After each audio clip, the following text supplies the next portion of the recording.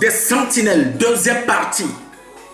Dans la première partie, bien-aimé, nous avons dit, la sentinelle, c'est un gardien. La sentinelle, c'est un guetteur. La sentinelle, c'est un veilleur. Alors ce matin, ce soir, nous parlons du réveil des sentinelles. Le réveil des sentinelles. Et nous avons dit sur le premier direct, lorsqu'on parle du réveil des sentinelles, ça veut dire qu'il y a un sentinelle qui dormait quelque part.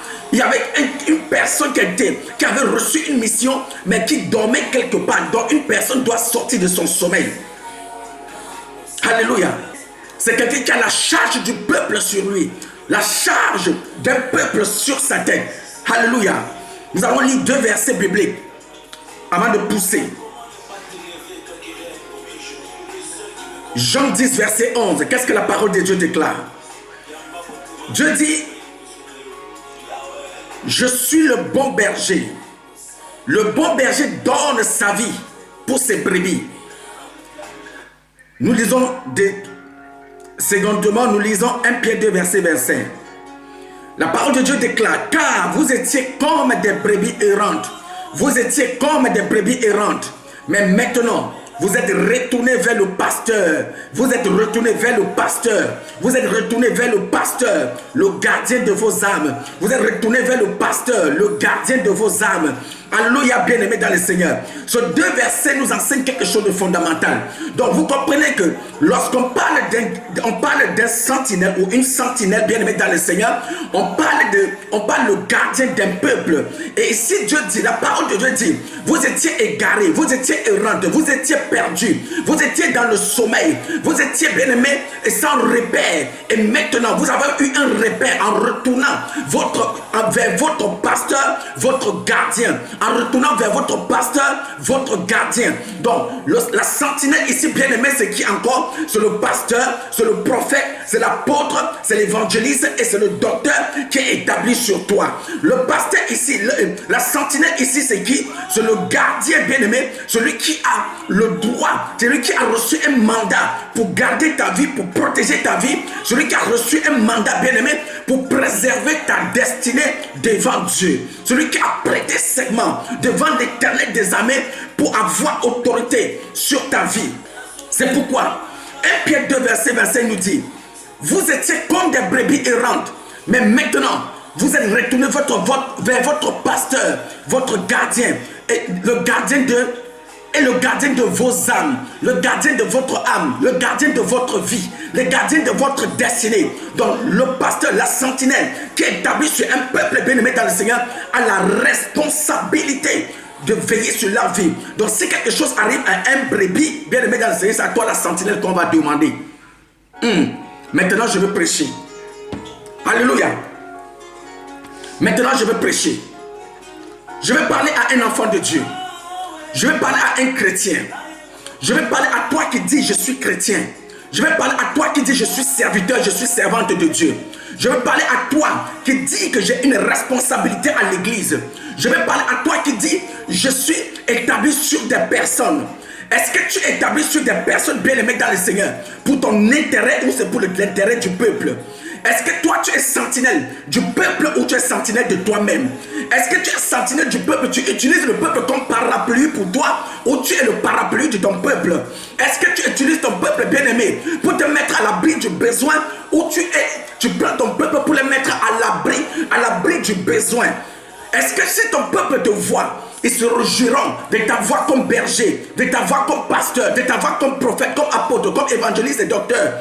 Est-ce que lorsque ton peuple pense à toi, ils peuvent dormir la tête tranquille à cause de ce que tu établis sur leur vie? Je m'adresse à toi berger, je m'adresse à toi serviteur, servante de Dieu, quel que soit ton poste à l'église. Est-ce que je te pose des questions? Ces questions, la réponse te revient à toi. Si Dieu vient maintenant te demander les comptes, qu'as-tu fait de mon peuple que je t'ai confié? Qu'as-tu fait du brebis que je t'ai confié? Est-ce que ta réponse devant Dieu sera positive? Est-ce que ta réponse devant Dieu sera juste? Frères et sœurs dans le Seigneur, lorsque la Bible te parle parle du réveil des sentinelles, ça veut dire qu'il y a des sentinelles qui sont dans le sommeil. Il y a des sentinelles qui dorment. Il y a des sentinelles bien-aimés qui ont abandonné leur tanière, qui ont abandonné leur tour. Ils ont abandonné leur poste. Ils ont abandonné le peuple que Dieu les a créés pour leurs propres intérêts, pour leur propre vie. Un sentinelle, c'est quelqu'un qui est consacré, qui a sacrifié sa vie, qui n'a point de vie. Sa vie dépend de la vie du peuple que Dieu lui a confié. Sa vie dépend de la vie des brebis que Dieu lui a confié. Écoutez, Jean 10, verset 11 dit, je suis le bon berger, et le berger donne sa vie pour ses brebis. Le berger donne sa vie pour le brebis. Ça veut dire que lorsqu'on accepte de servir Dieu, lorsqu'on accepte d'être pasteur, lorsqu'on accepte d'être prophète, d'être apôtre, d'être évangéliste, docteur, d'être intercesseur ou intercesseuse dans une congrégation bien-aimée dans le Seigneur, notre vie ne nous appartient plus. Notre vie ne nous appartient point. Notre plaisir se trouve dans celle des brebis que Dieu nous a confiées. Le bon berger peut donner sa vie pour ses brebis. Ça veut dire que ta vie, bien-aimée dans le Seigneur, ne dépend plus de toi, mais elle dépend des brebis que Dieu t'a confiées. C'est pourquoi, enfant de Dieu, toi qui dis être chrétien, écoute, pourquoi je parle de tout l'ensemble du corps de Christ jusqu'au niveau des chrétiens. La Bible dit, allez, vous qui avez reçu le don, vous qui avez reçu la grâce de devenir chrétien, allez faire de toutes les nations des disciples. Allez faire de toutes les nations des disciples. La mission première de toute convertie, de toute convertie chrétienne, c'est d'aller faire de toutes les nations des disciples. Et lorsqu'on reçoit le mandat d'aller faire de toutes les nations des disciples, on devient sentinelle du peuple. On devient sentinelle du peuple. Dès lors, on a des comptes à rendre à Dieu. Donc notre vie ne nous appartient plus. C'est celui que nous avons reçu comme Seigneur et Sauveur qui devient notre mode de vie. Lui qui seul qui a substitué, c'est-à-dire qui est mort avec nous, qui est mort avec nous. Vous savez, ce n'est pas nous qui sommes morts avec Christ. Il est mort avec nous. Et le Christ qui est mort avec nous, bien-aimés, il nous a dit, allez et faites de toutes les nations des disciples. C'est-à-dire nous aussi, en notre terme, nous devons mourir pour le peuple. Christ doit être le volant de ta voiture. Christ doit être le volant au volant du train de ta vie. Doit être le mode de vie que tu dois adopter. Le mode de vie que tu dois employer dans ta vie, dans ta destinée. Est-ce que Christ est le modèle de ta vie? Est-ce que ce Jésus que tu portes le nom, c'est Christ que tu portes le nom chrétien, bien-aimé dans le Seigneur, est-ce que lui, il est au volant de ta vie? Est-ce que tu fais sa volonté? Est-ce que tu fais ta volonté? Ou est-ce que tu fais la volonté de ce Dieu qui t'a appelé, qui t'a justifié et qui t'a établi pour être sentinelle du peuple? Je vais dire aux chrétiens qui m'entendent ce soir, parce que je vais choquer ton entendement. Vous qui dites souvent dans l'église, et il se mêle à ma vie intime. Il est entré dans mon intimité. Oh, ma vie intimité, ça ne l'intéresse pas. Il s'occupe de ma vie intime. Il s'occupe de ma vie bien-aimée dans le Seigneur. Dieu qui dit, il veillera sur ton âme pour en rendre compte. Le berger qui est établi sur toi, je dis la sentinelle qui est établie sur ta vie, doit connaître jusqu'à dans le profondeur de ta vie. Même dans ta chambre à coucher, doit connaître ce qui se passe. Et vous, chrétiens, vous refusez même parfois qu'on vous révèle des choses qui touchent votre intimité. Mais vous voulez qu'on vous dise, tu seras béni, tu seras marié, tu vas enfanter, tu vas voyager, tu es content. Mais quand on vient dans ta maison, on dit, dans ta maison là, il y a trop de saleté, il faut mettre de l'ordre. Tu vas dire qu'on se met de ta vie privée. Oui. Quand la Bible dit, vous devez prier les uns pour les autres. Prier les uns pour les autres. Prier les uns pour les autres. Ça veut dire qu'on doit connaître quelle est la vie, quel est le statut de la vie de la personne pour prier pour la personne. Car on ne peut pas prier pour quelqu'un si on ne le connaît pas. Frères et sœurs dans le Seigneur. Et c'est ça le bon berger. Le bon berger, celui qui donne sa vie, qui veille sur les âmes de son peuple, à ce devoir-là.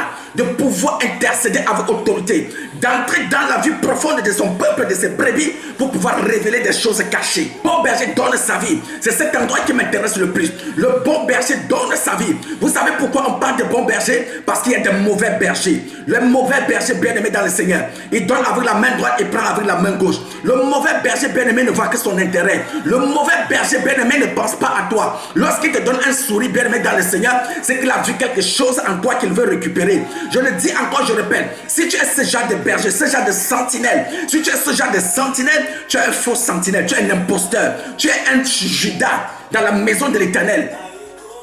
Et vous, enfants de Dieu, et c'est ce que vous aimez, les paroles sucrées, les paroles qui vous suivent, les paroles qui vous vont dans le cœur. Quand on te dit tu es béni, c'est ça que tu aimes. Mais quand on te dit la vérité qui te conseille, qui va transformer ta vie, qui va faire de toi un homme, qui va faire de toi un homme à gagner le monde, ça t'énerve. On te dit répands-toi, ça t'énerve. On te dit va prêcher l'évangile, ça t'énerve. On te dit lève-toi et prie, ça t'énerve. Lève-toi à minuit, à 5 heures. Et quand ça devient mauvais, je vais aller voir Daddy. Beaucoup de sentinelles ne sont pas à leur poste. Pourquoi? Parce qu'ils ont peur. Ils ont peur de quoi? Ils ont peur d'affronter des épreuves. Ils ont peur d'affronter les circonstances. Ils ont peur d'affronter des étapes.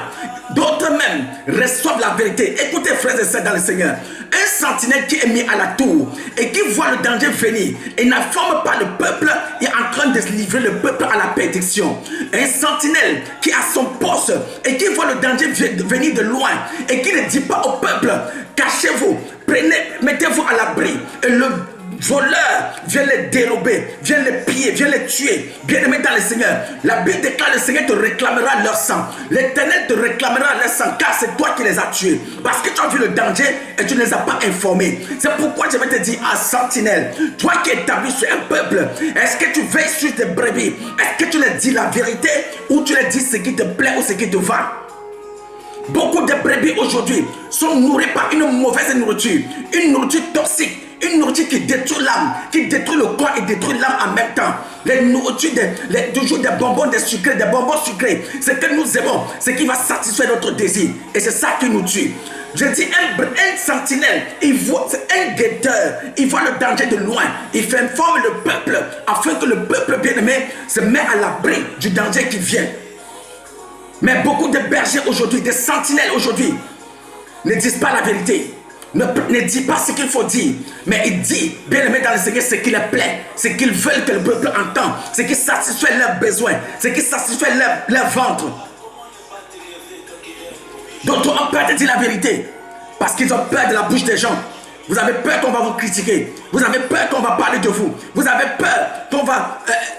c'est-à-dire, enfant de Dieu, pourquoi as-tu peur de dire la vérité, de prêcher la vérité? Pourquoi as-tu peur d'enseigner la vérité? Sentinelle, ta vie ne t'appartient plus, mais à Dieu pour le peuple. Je répète, ta vie ne t'appartient plus, mais ta vie appartient à Dieu pour le peuple. Ta vie appartient à Dieu pour le peuple.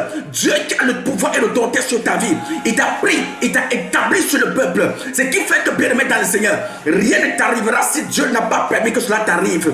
Je répète encore, notre Seigneur, Seigneur Jésus-Christ, en tant que le premier sentinelle, n'a pas laissé pas taire, même devant Potiphar, même devant les rois de ce monde, ses oppresseurs. Il ne sait pas taire, il ne sait pas taire. Il a dit, si l'heure vous a été donnée et tu ne peux rien me faire si le pouvoir n'a pas été donné depuis le ciel. Mais vous, sentinelles, vous recevez la vérité. Vous ne livrez pas la vérité que Dieu vous donne. Vous connaissez la vérité, mais vous n'enseignez pas la vérité que Dieu vous donne. Mais vous êtes tous dans la compromission. Vous êtes tous dans la complaisance. Vous êtes tous devenus complices des choses de ce monde. Quel est le rôle du sentinelle? Enfant de Dieu. Quel est le rôle du sentinelle? D'annoncer un nouveau temps, de transformer le monde, de changer le monde. Harabo Shandarabas. Qu'est-ce que Dieu dit? Ézéchiel 27, verset 3.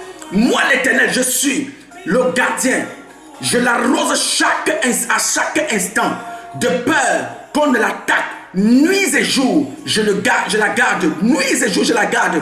Je l'arrose chaque matin. Un sentinelle doit arroser son peuple chaque matin.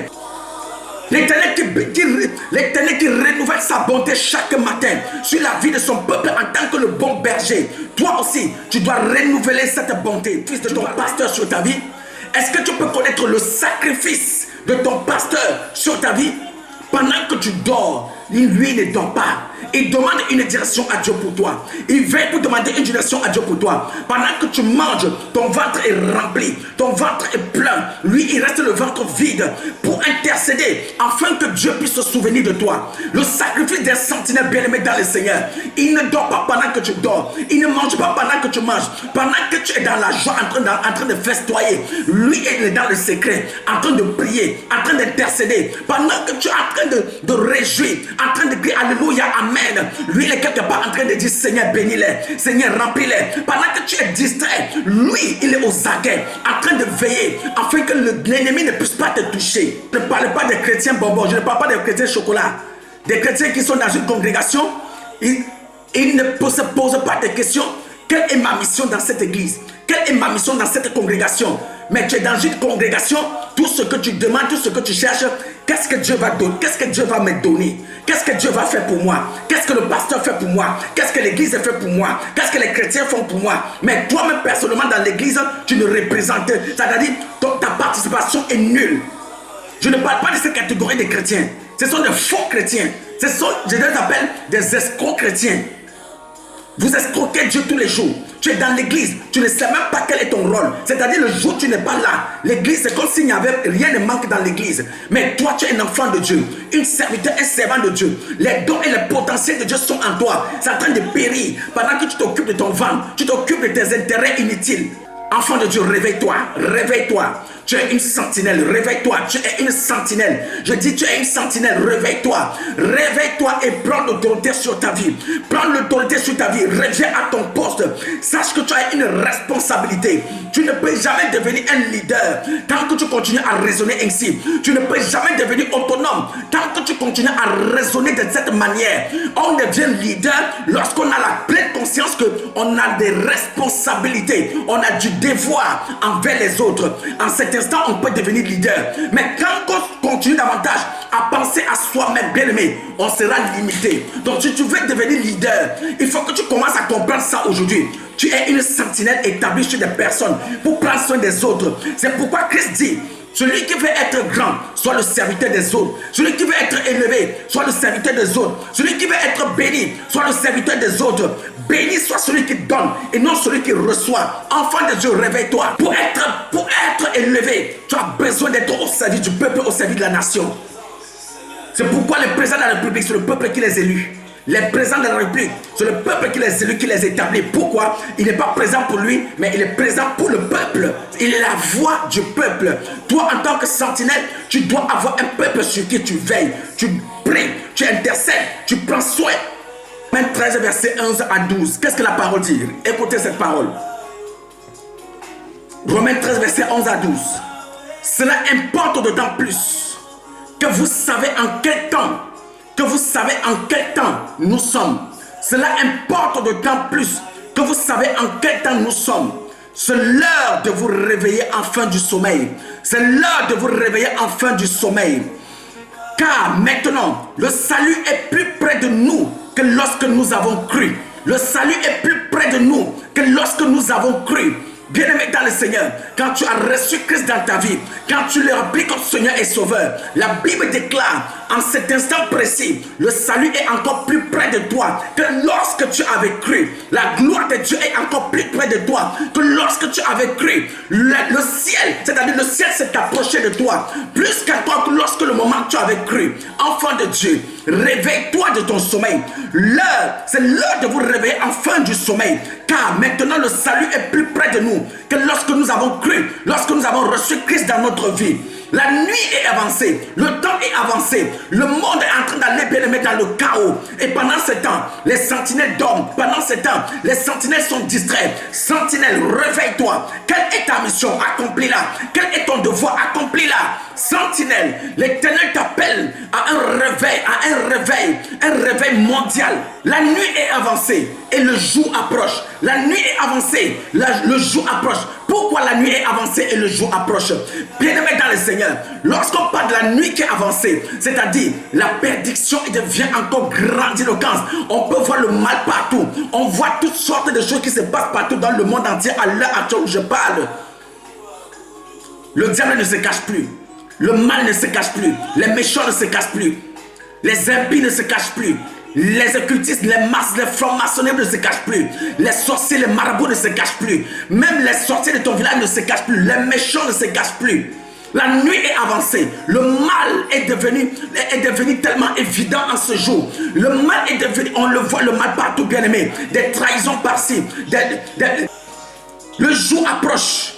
Dépouillons-nous donc des œuvres des ténèbres. Vous voyez pourquoi je dis la nuit est avancée? À cause des œuvres des ténèbres qui ont pris le contrôle de la vie des enfants de Dieu. Dépouillons-nous des œuvres des ténèbres et revêtons-nous des âmes de la lumière. Revêtons-nous des âmes de la lumière. Dépouillez-vous, enfants de Dieu. Peuple de Dieu, vous qui m'entendez, sentinelles, dépouillez-vous des œuvres des ténèbres. Dépouillez-vous de l'hypocrisie grammaticale, de l'hypocrisie qui va grandissant dans vos vies. Dépouillez-vous, frères et sœurs, dans le Seigneur. L'homme d'aujourd'hui, les chrétiens d'aujourd'hui sont devenus tellement hypocrites que quand quelqu'un te dit bonjour, non, il faut regarder bien s'il fait jour. Quand quelqu'un te dit je t'aime, tu regardes encore bien avec quelle bouche même et quel visage et quel regard il est en train de dire cela. Dépouillez-vous de vos méchancetés, de votre hypocrisie, de vos mensonges, de vos jalousies et de toutes vos souillures. Dépouillez-vous, enfants de Dieu. Le salut est plus proche de nous que avant, lorsque nous avons cru de nos iniquités. Tu pleures aujourd'hui, pourquoi? Parce que tu n'es pas à ton poste. Tu pleures aujourd'hui, pourquoi? Parce que tu n'es pas à ton poste. Vous faites des choses sans consulter Dieu. Vous faites des choses bien aimées sans consulter Dieu. Et quand ça devient mauvais, quand ça devient difficile, c'est en ce moment que vous vous retournez vers Dieu. Frère, enfant de Dieu, enfants de Dieu, écoutez bien ce que je te dis ce soir. Tant que vous ne demeurez pas dans votre poste et vous faites des choses selon vos désirs profonds, vous allez payer les conséquences selon vos propres désirs. Les choses que vous faites sans inclure Dieu dans vos choses, dans vos projets, et quand ça devient mauvais, vous vous souvenez que vous avez un Dieu. Est-ce que Dieu t'avait envoyé là-bas? Tu n'es pas à ton poste, bien-aimé. Tu vas payer les conséquences. C'est pourquoi lorsqu'un brebis sort de la pâturage pour aller loin hors du brebis, il devient un brebis errante. À n'importe quel loup peut l'attraper. Pourquoi? Parce qu'il est sorti de la masse. Enfants de Dieu, revenez à vos postes et prenez l'autorité sur votre destinée. Dépouille-toi des œuvres des ténèbres et revêtez-vous des œuvres de la lumière. Dépouillez-vous de toute souillure afin de vous revêtir, bien-aimés, de la grâce divine, afin que, bien-aimés, vous soyez une lampe qui luira dans les ténèbres et les ténèbres disparaîtront. Même si rien ne va autour de toi, frères et sœurs dans le Seigneur, aie confiance, l'Éternel est avec toi, il ne t'abandonnera pas. Tant que tu restes du demain à ton poste, il y aura des tribulations, les vents vont souffler, il y aura des tempêtes qui vont se lever. Mais tant que Jésus-Christ est dans ta barque, le vent et la tempête qui souffrent s'arrêtera. Elle ne pourra jamais t'emporter parce que Jésus-Christ est dans ta barque. Frères et sœurs dans le Seigneur, c'est dangereux lorsqu'on fonctionne car Jésus-Christ n'est plus dans notre barque. Mais tant qu'il est dans notre barque, le vent ne t'emportera pas, la tempête ne t'emportera pas. Il demeurera avec toi, il te pointera et te guidera jusqu'à la destination. Revêtons-nous des âmes de la lumière. Vous savez ce que c'est que les âmes de la lumière? Des âmes justes de la part de l'Éternel. Tu abandonnes aujourd'hui ton hypocrisie et tu deviens vrai. Tu verras la gloire de Dieu sur ta vie. Tu abandonnes tes mensonges et tu deviens véridique dans ta parole, dans tes actes et dans ton comportement. Tu verras la gloire de Dieu dans ta vie.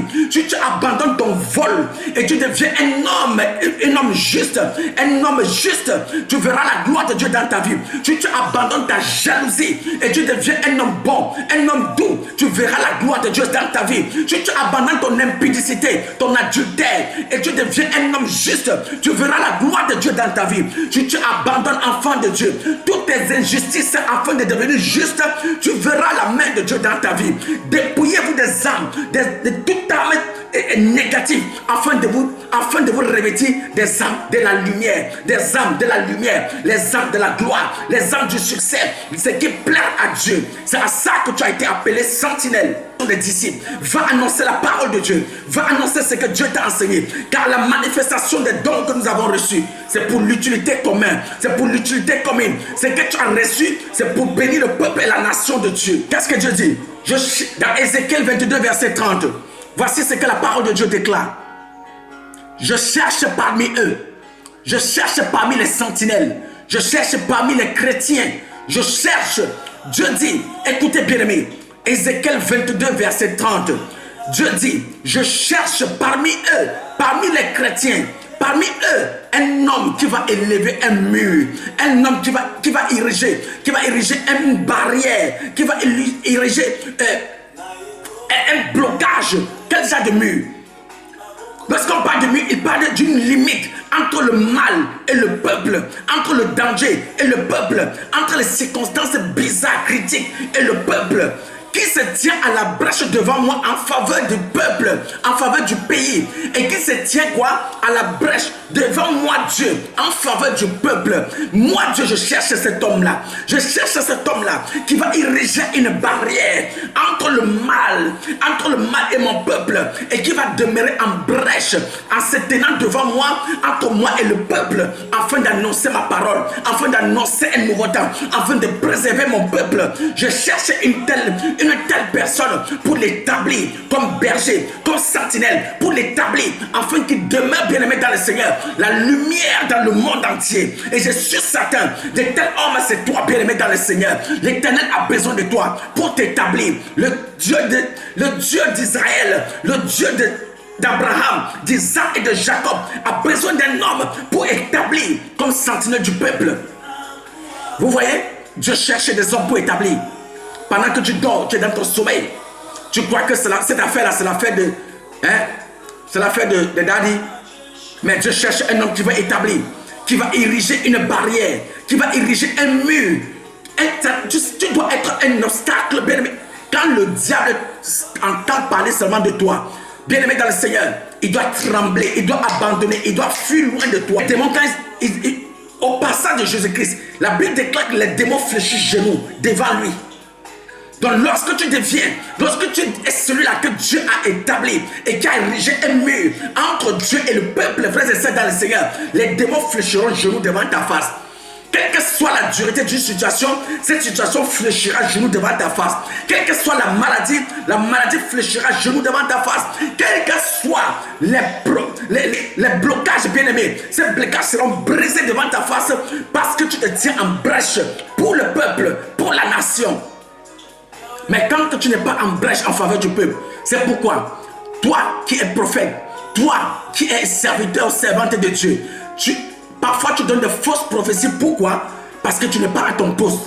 Tu étais à ton poste. Tu avais érigé un mur entre le peuple et Dieu. Tu n'auras pas besoin de donner de fausses prophéties parce que tu seras la bouche de Dieu en face du peuple, envers le peuple de Dieu. Parce que tu étais en connexion avec Dieu, tu n'as pas besoin de donner de fausses prophéties. Tu n'as pas besoin de mentir. Tu n'as pas besoin de dire Dieu m'a dit tant que Dieu ne t'a rien dit. Tu diras Dieu m'a dit et ton Dieu m'a dit sera authentique. Et la prophétie, ça dresse le mur.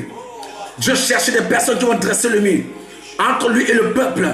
Dresse le mur, dresse la barrière, fais obstacle aux œuvres du diable, fais obstacle aux œuvres des ténèbres, fais obstacle aux œuvres de la mort. Écoute-moi, enfant de Dieu, n'aie pas peur des démons, n'aie pas peur des méchants, n'aie pas peur des sorciers, n'aie pas peur des colporteurs et des conspirateurs, n'aie pas peur, bien-aimé dans le Seigneur, de ce que les hommes vont te persécuter. N'aie pas peur. Dieu dit, je serai avec toi. S'il est avec toi dans ce que tu fais, il t'accompagnera, il veillera sur toi, il t'amènera jusqu'à l'accomplissement de sa parole dans ta vie.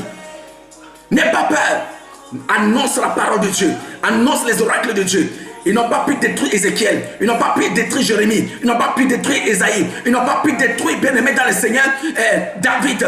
Frères et sœurs dans le Seigneur, ils ne te détruiront pas. Car la Bible déclare, ayez peur de celui qui peut détruire l'âme et le corps en même temps. Mais n'ayez pas peur de ce qui peut toucher le corps. Le corps, ils peuvent détruire. Mais jamais ton âme ne toucheront pas à ton âme. Ton âme appartient à Dieu. Ton âme appartient à Dieu. Même s'ils ont touché ton corps, frères et sœurs dans le Seigneur, ne crains pas, ne te lamente pas. Même Même s'ils ont touché ton corps, ils ne toucheront jamais à ton âme. Jour et nuit. Ce verset que je vais lire pour toi. Romains 12, verset 2. Vous ne vous conformez pas au siècle présent, mais soyez transformés. Transformés. Lorsqu'on parle de transformer, ça veut dire qu'il faut être converti. Il faut changer de forme. Soyez transformés par le renouvellement, par le renouvellement de l'intelligence, afin que vous soyez, afin que vous discernez quelle est la volonté de Dieu, ce qui est bon et agréable et parfait à Dieu. Ce qui est bon, agréable et parfait à Dieu. C'est la partie qui m'intéresse, c'est quoi? Ne vous conformez pas au siècle présent. Ne vous conformez pas au monde présent. Je vais vous dire, la parole de Dieu dit, Dieu est le même hier, aujourd'hui et à jamais. Il ne change pas. Il est le même lorsqu'il était avec Abraham, lorsqu'il était avec Isaac, lorsqu'il était avec Jacob. Il est le même lorsqu'il était avec Jésus. Qu'est-ce qu'il était parmi nous? Il est le même jusqu'à présent avec nous. Ne vous conformez pas au siècle présent. Le siècle présent, bien aimé dans le Seigneur, ce sont des personnes qui se livrent à la mondanité. Des personnes qui se livrent, bien aimé, aux choses du siècle présent. Les plaisirs de ce monde, la séduction, la convoitise, la luxure, les biens matériels, les biens charnels, les désirs de ceci et cela. La Bible dit, ne vous conformez pas au siècle présent. Lorsqu'on parle de la conformité du siècle présent, des personnes qui s'attachent à ce genre de choses, bien aimées, ils prennent la forme du monde d'aujourd'hui. Or, la Bible dit, le prince de ce monde vient, mais il n'y a rien de lui en moi. Il n'y a rien de moi en lui. Le prince de ce monde vient. Bien aimé, lorsqu'on parle de le prince de ce monde, on parle de Satan, le diable. Il vient, mais il n'y a rien de moi en lui. Qu'est-ce que je veux dire à quelqu'un, à un enfant de Dieu? Vous qui vous attardez du monde présent, qui sont en conformité avec le monde présent, la Bible dit, le monde est inimitié contre Dieu. Le monde est inimitié contre Dieu. Et elle ne peut pas, et ce monde ne peut pas plaire à Dieu. Pourquoi? Parce qu'elle ne se soumet pas à la volonté de Dieu.